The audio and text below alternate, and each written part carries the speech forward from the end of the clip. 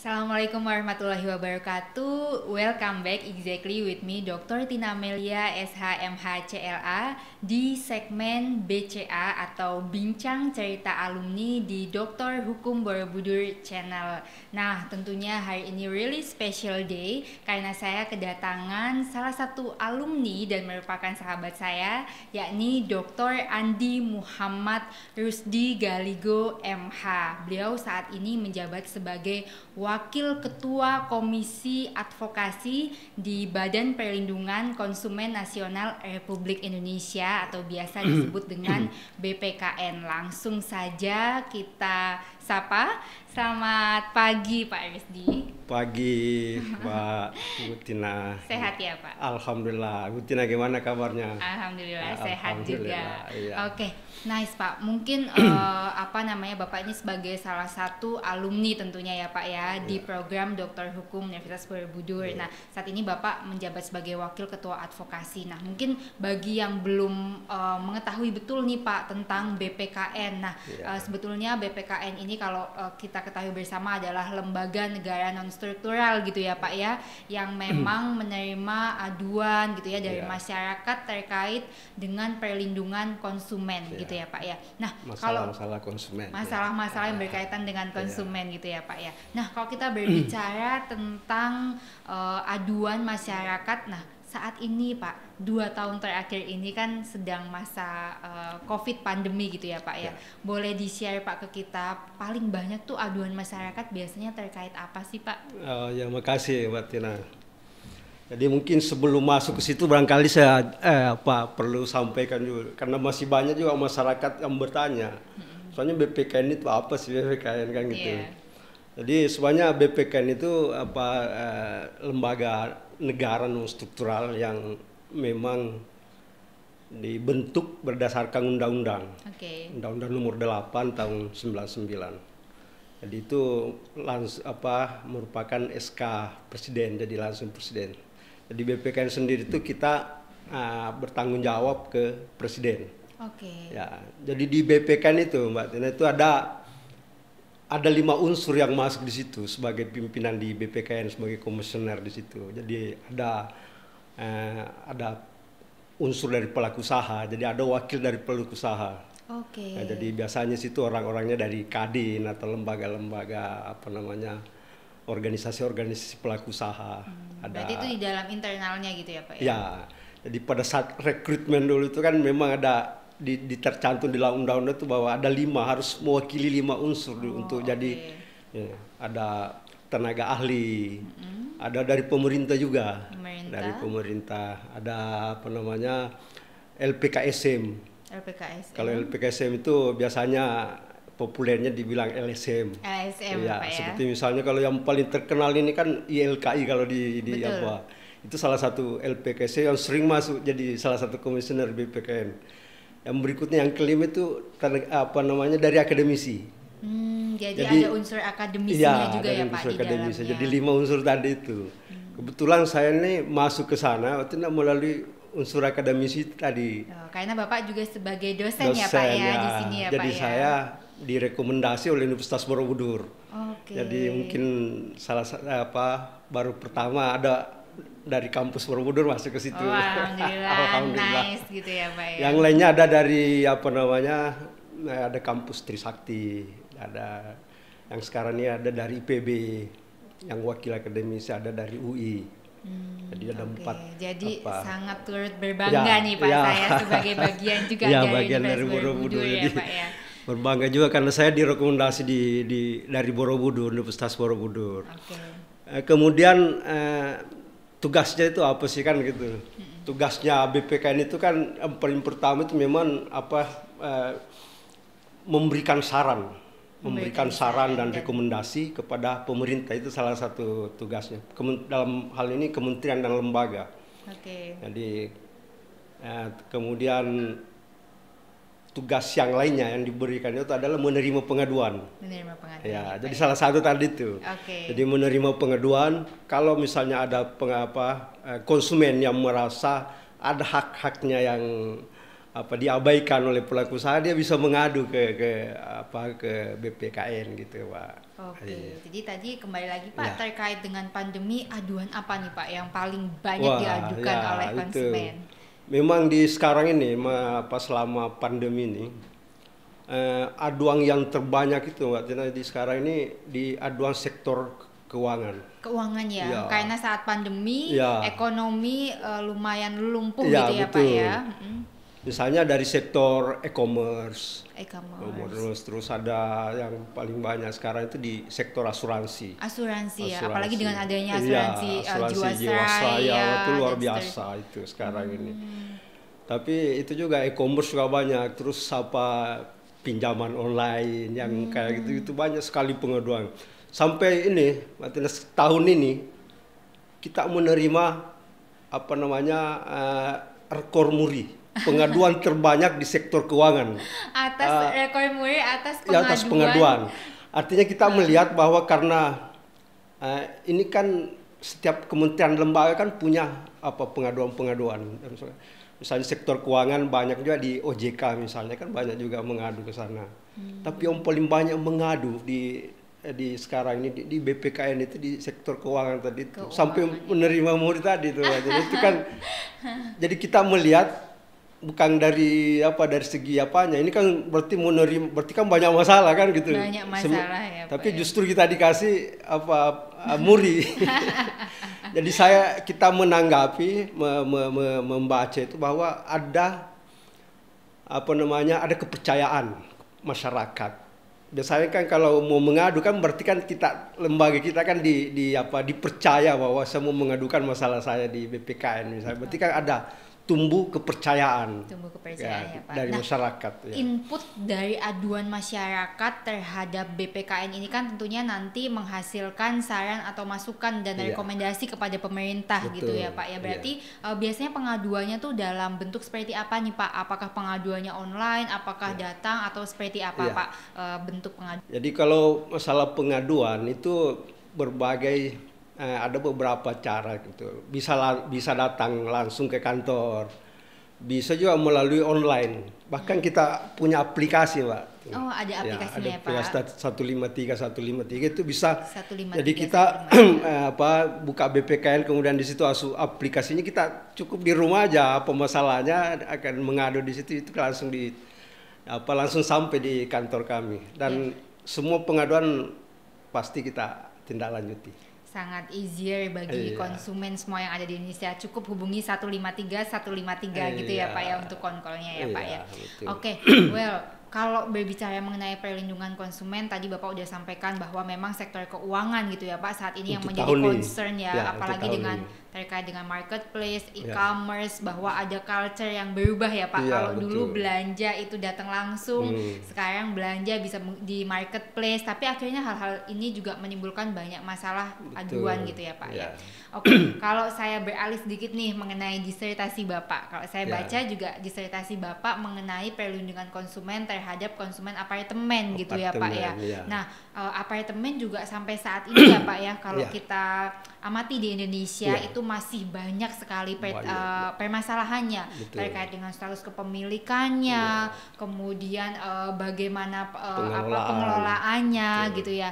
Bagaimana Bapak mungkin bisa menjabarkan hal-hal yang terkait dengan novelty di disertasi Bapak terkait dengan permasalahan ini Pak? Ya memang pada saat itu waktu saya masih kuliah itu kan beberapa tahun lalu saya juga masih di BPKN. Jadi di BPKN ini berarti saya sudah 2 periode.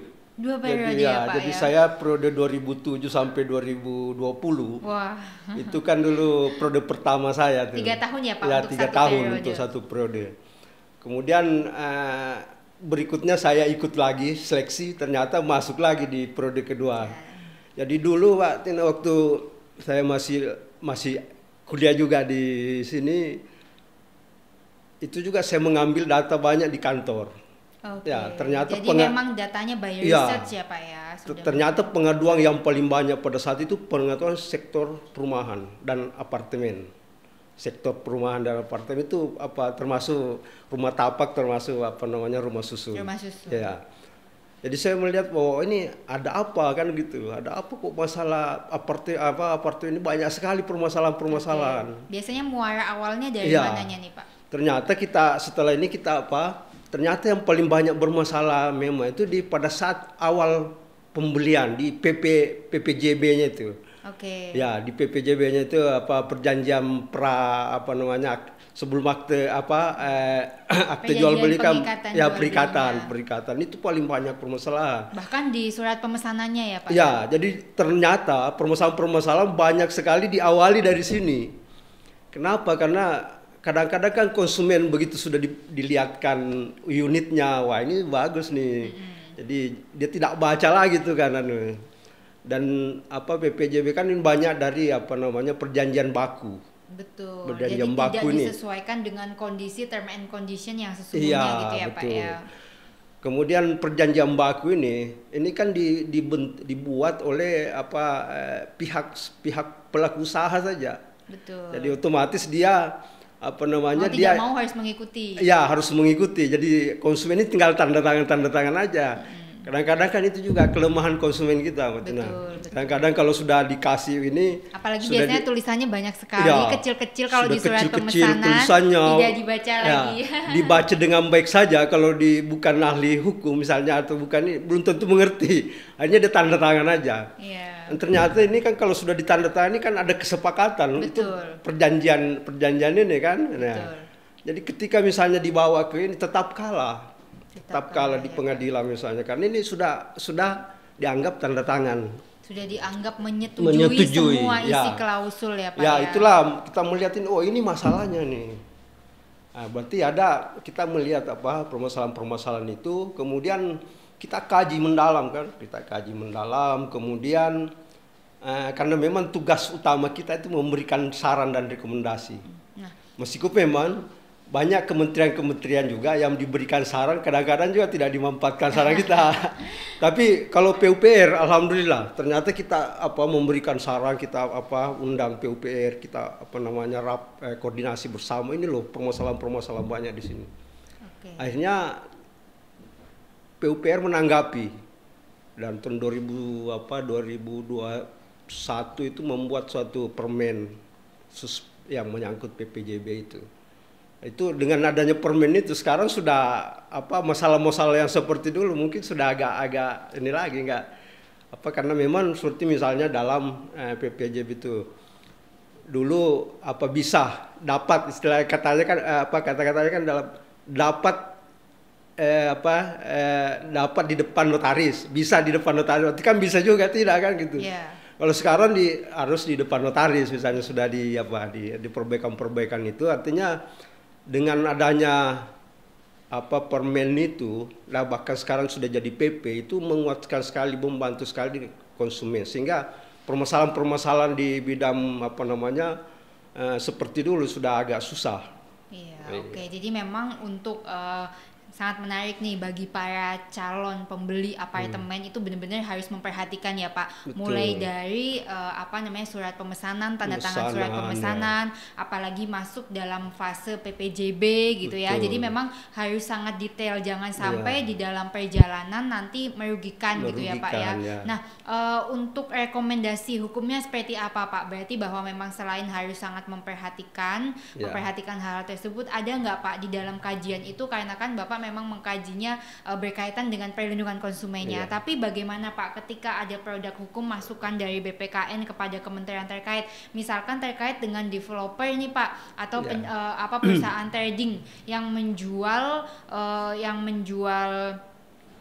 apartemen gitu ya, kemudian konsumennya ini bad debt atau telat bayar yang menyebabkan harusnya terjadi pembatalan. Nah, ini seperti apa Pak kalau Bapak melihat? Ya, memang itu kan salah satu tadi itu pembayaran dengan kan memang kan kalau dulu kan masih tergambar di PPJB itu kan. Betul. Sekarang hal-hal yang seperti itu sudah banyak teratasi dengan adanya permen itu. Jadi kalau dulu kan katakanlah kalau konsumen yang terlambat sebulan 2 bulan itu ditarik atau kemudian dikembalikan duitnya yang sangat boleh dikata sangat kecil sekali. Iya betul, 50%, kemudian plus berapa PPN, uang booking fee. Itu hal-hal begitu kan sudah tidak di PPJB yang baru ini sudah tidak ada. Itu tadi karena kelemahan ini dia kan yang membuat perjanjian bakunya. Jadi kalau merugikan dia tidak masukkan. Tapi untuk di permen itu apakah dibahas juga mengenai perjanjian baku yang seperti apa gitu Pak? Ya, cuma memang sekarang nih kita sebenarnya masih menginginkan bahwa perjanjian baku itu ada yang mengawasi.